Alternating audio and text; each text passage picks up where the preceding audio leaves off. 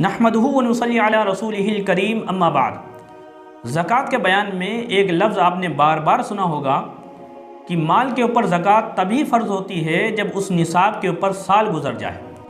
तो साल गुज़र जाने का मतलब क्या होता है? तो जानना चाहिए कि साल गुज़रने का मतलब ये होता है कि जब साल के बीच में कभी भी आपके पास इतनी रकम आई जिसके ऊपर ज़कात फ़र्ज़ हो जाती है तो उस तारीख़ में आप साहिब निसाब बन जाएंगे। मिसाल के तौर पर आपके पास 1 जून को इतनी रकम आई जिसके ऊपर ज़कात फ़र्ज़ हो जाती है तो आप 1 जून को साहिब निसाब बन गए। अब जब आइंदा साल 1 जून आएगी तो ये देखा जाएगा कि अब भी आपके पास इतना माल है जिसके ऊपर ज़कात फ़र्ज़ होती है। अगर इतना माल है जिसके ऊपर ज़कात फ़र्ज़ होती है तो आपको अपने माल में से 2.5% ज़कात के तौर पर अदा करने होंगे। दूसरी बात यह है, बाज़ लोग ये समझते हैं कि ज़कात तभी देनी होती है जब हर माल के ऊपर साल गुज़र जाए। तो जानना चाहिए हर एक माल के ऊपर साल गुज़रना ज़रूरी नहीं है।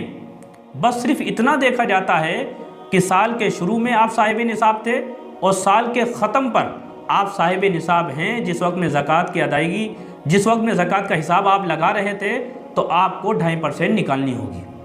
अगरचे साल ख़त्म होने से 4 दिन पहले ही आपके पास कुछ पैसे आए हों तो उस पैसों पर अगरचे साल नहीं गुजरा लेकिन ज़कात निकालते वक्त उन पैसों को भी टोटल के अंदर आपको काउंट करने पड़ेंगे।